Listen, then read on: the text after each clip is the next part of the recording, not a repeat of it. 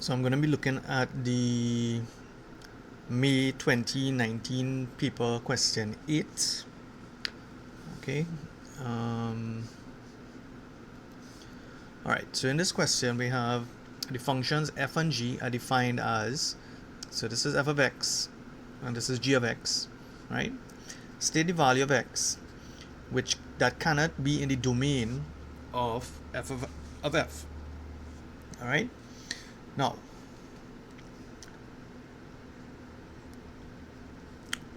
remember in a function, you have your domain and then you have your range, right?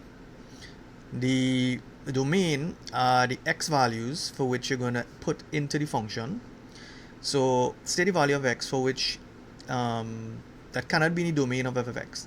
So the function is f of x is equal to 9 over 2x plus 1, right? Now this function is undefined when the bottom part, this piece here, is equal to 0, right? You need to remember that anything, any number over 0 is undefined, right?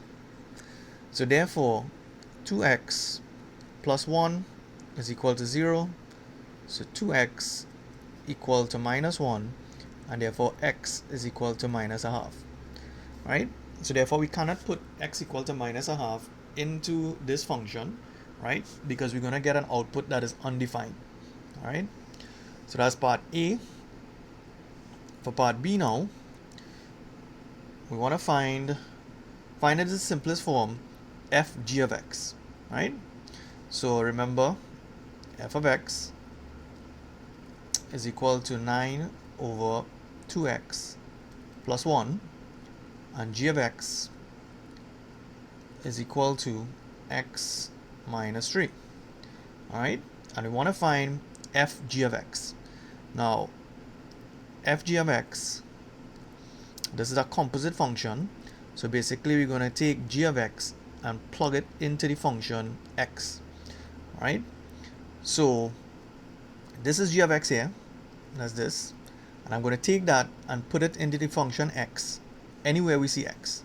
So it's going to be 9 over 2 multiplied by x, but remember we're taking this as x now, so this is x minus 3 plus 1, so this will be 9 over, we need to remove the brackets at the bottom here using the distributive law, so we have to multiply 2 by x and then 2 by minus 3, so this will be 2x minus 6 plus 1, right?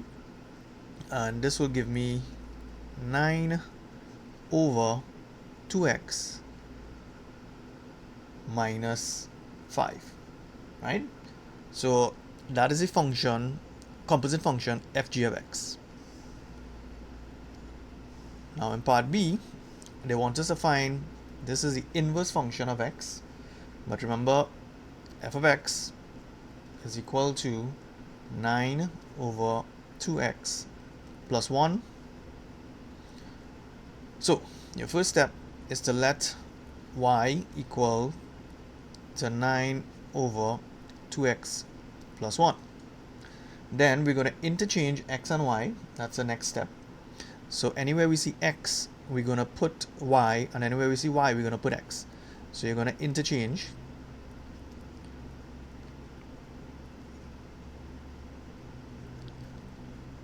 x and y. So therefore x is equal to 9 over 2y plus 1, right? So your next step now is to make y the subject of the formula, all right? So therefore what we should do here is cross multiply. So we're going to get x multiplied by 2y plus 1 equal to 9. So if we simplify this, we're going to get 2xy plus x is equal to 9. Therefore 2xy is equal to 9 minus x, and y will simply be equal to 9 minus x over 2x, right? So therefore, the inverse function, right, is simply 9 minus x all over 2x, right? So that is the inverse function. Now let's look at part B now. So in part B, they give us a diagram. It shows two rectangles, that is A, B, C, D, and G, F, E, D. And they told us that the area of ABCD is 44. So that is the area of the big rectangle on the outside. By writing an expression for the area of the rectangle ABC, we want to show that this is true. Alright, so in order to do that, the area of the rectangle ABC, now area of a rectangle is length by breadth or length by width, right? So we know that the area is 44, so it's 44, and the length, let's use the longer side, so you have this here and you have this here, so that is 3x plus 4, right? And you're going to multiply by the width, which is 2 cm plus 3x, so it's 3x plus 2.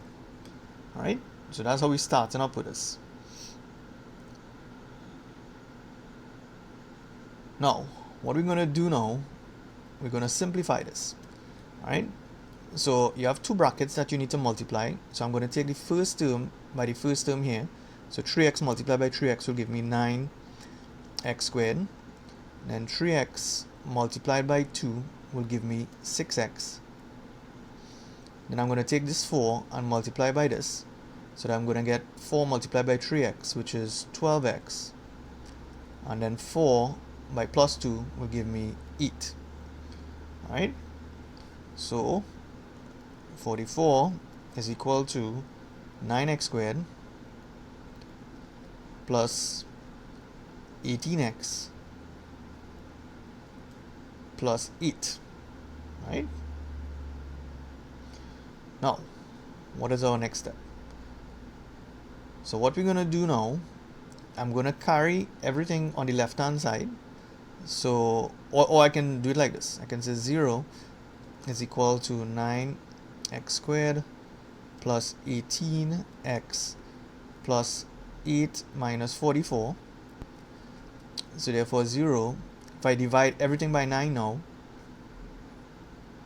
actually wait, one more step, just now, 9x squared plus 18x minus 36, right? 8 minus 44 is minus 36. And now I'm going to divide by 9. So 0 is equal to x squared plus 2x minus 4, right? So therefore we've proven what they're saying. They're saying that x squared plus 2x minus 4 is equal to 0. That is what we did. Alright. Then for the next part now, they said calculate to 3 decimal places the value of x. Alright, so let's go back to our equation, which was x squared plus 2x minus 4. So we want to solve that. So you have this equation we are trying to solve now.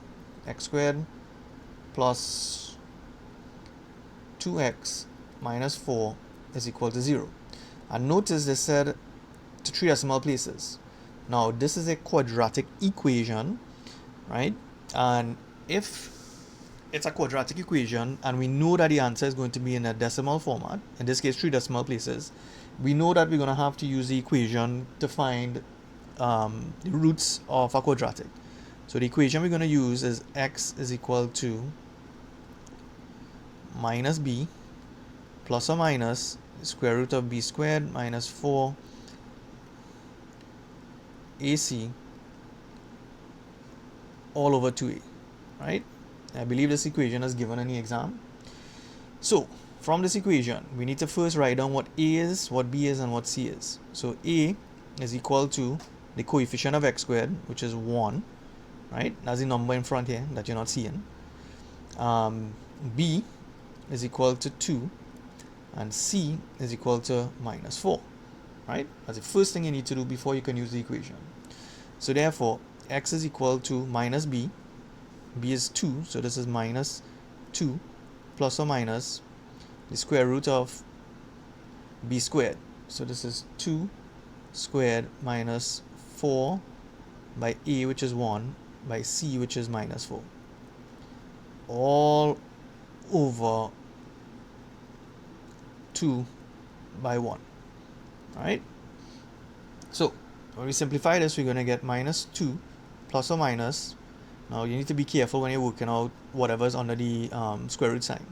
So that is really 4, 2 2s are 4, and then minus 4 by minus 4 is plus 16, right, all over 2.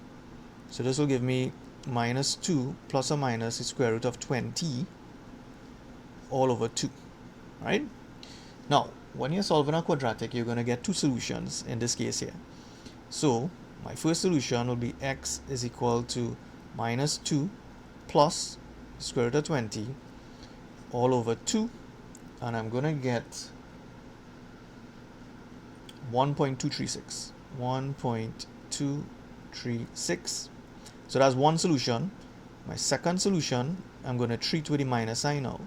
So this will be x is equal to minus 2 minus the square root of 20 all over 2, right? And that will give me minus 3.236, right? And that is my answer to 3 decimal places. So this is one solution, and this is my second solution.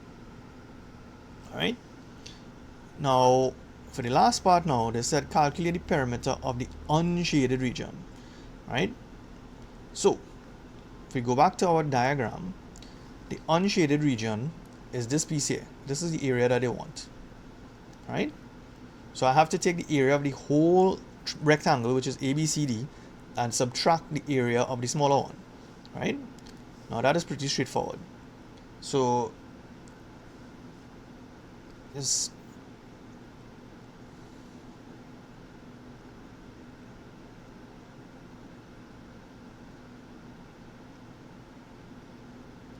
one second. So let me see what they want.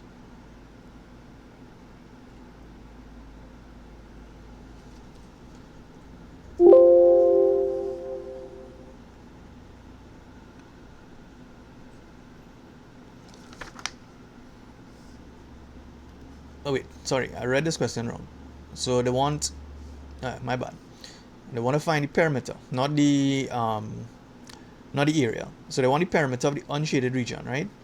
So the perimeter of the unshaded region will be here. That's this length. That's this. That's this. Right? That's this piece here. That's this, and that's this. All right. So let's write that in the form of an equation, right? So the perimeter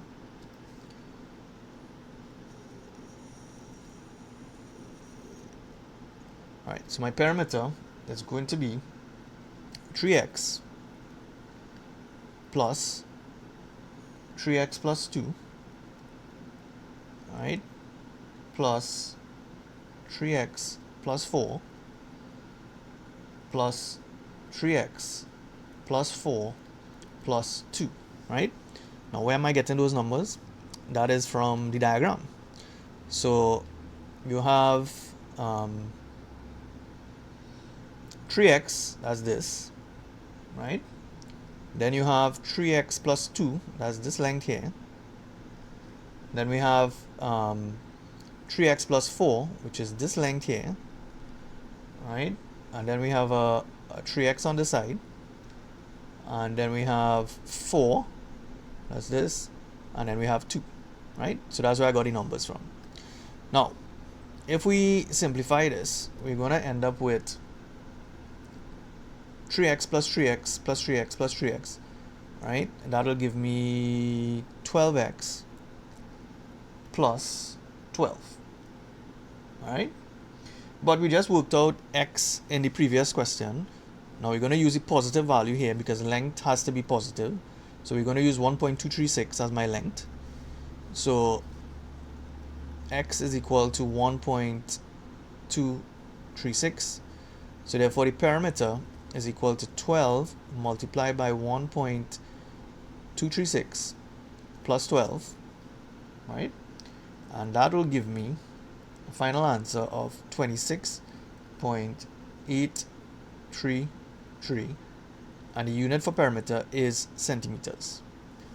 All right.